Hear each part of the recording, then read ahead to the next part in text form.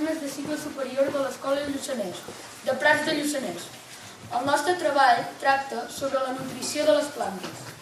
Fa alguns anys que fem treball experimental a l'escola i ens agrada molt. Aquest curs, en els diferents treballs experimentals, ens hem proposat que hi hagin unes conclusions ben argumentades. Al segon trimestre, l'Elisabet Duran va fer les pràctiques d'últim curs de magisteri a l'escola i aquest treball que us venim a presentar avui està pensat i dut a terme per ella. La presentació es divideix en 3 parts: les arrels, les tiges i les fulles.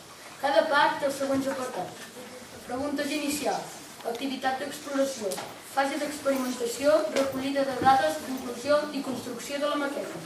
Abans de començar, vam mirar la llibreta de ciències que cada nen o nena té. Ens vam adonar que havíem treballat què necessita una planta per viure quan fèiem cicle inicial.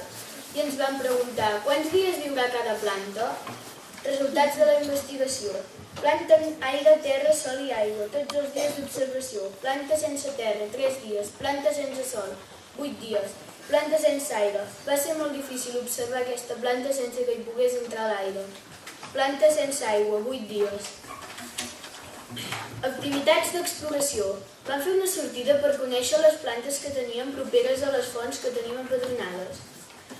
En Ramon, coordinador de projecte Fonts, ens va fer observar les plantes de les fonts i les que trobàvem pel camí i em va fer agafar mostres.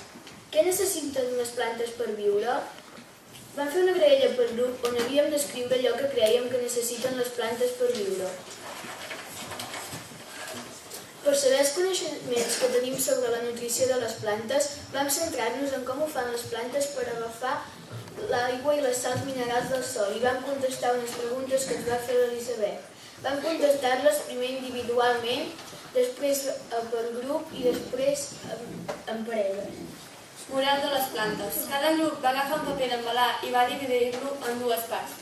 En una part vam dibuixar i escriure el que sabíem de les plantes i a l'altra part hi plasmaríem els nous aprenentatges. Preguntes inicials. L'Elisabet va preparar-nos uns experiments perquè investiguéssim a partir d'unes preguntes com es comporta cada part de la planta.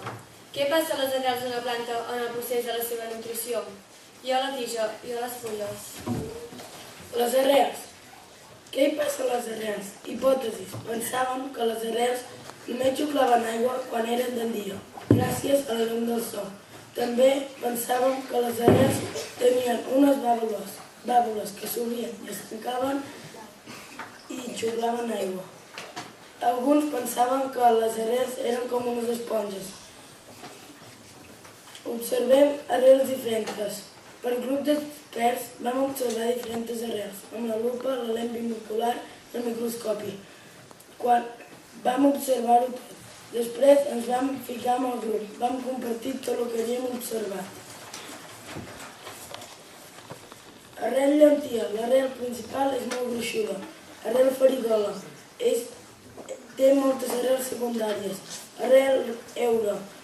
S'observen molt bé els pèls absorbents.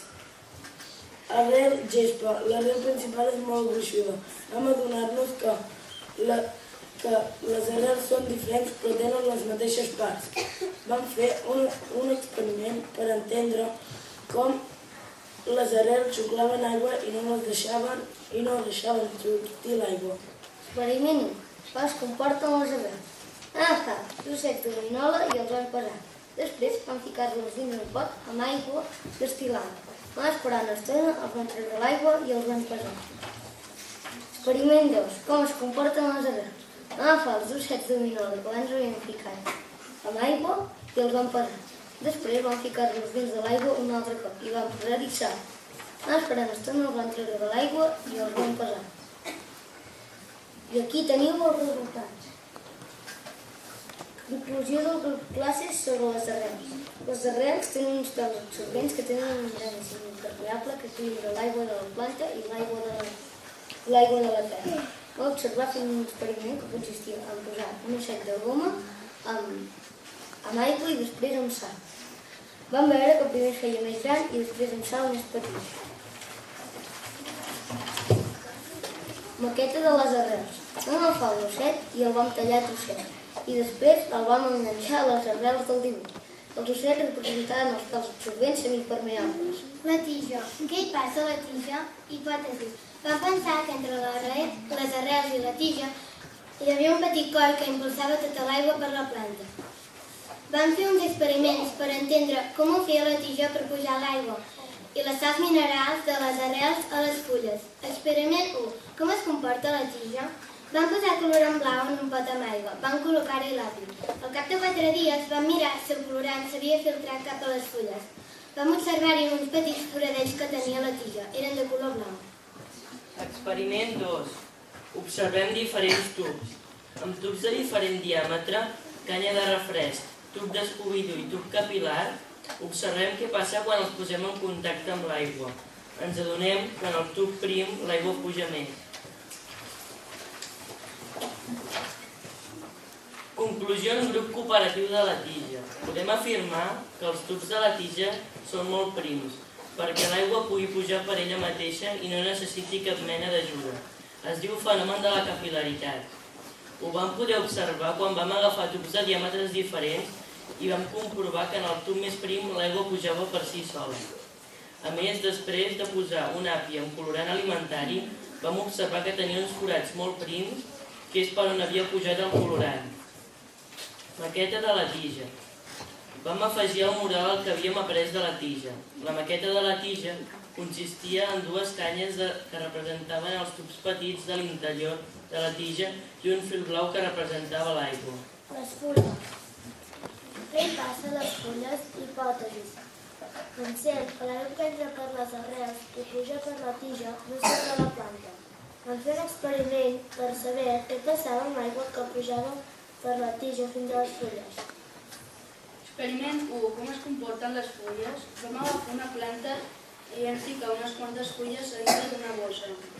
Vam esperar uns quants dies per veure què passava. La bossa s'havia mullat. Vam entendre que si la bossa estava tancada, l'aigua havia sortit només de la planta. La part molla de la bossa tocava les fulles.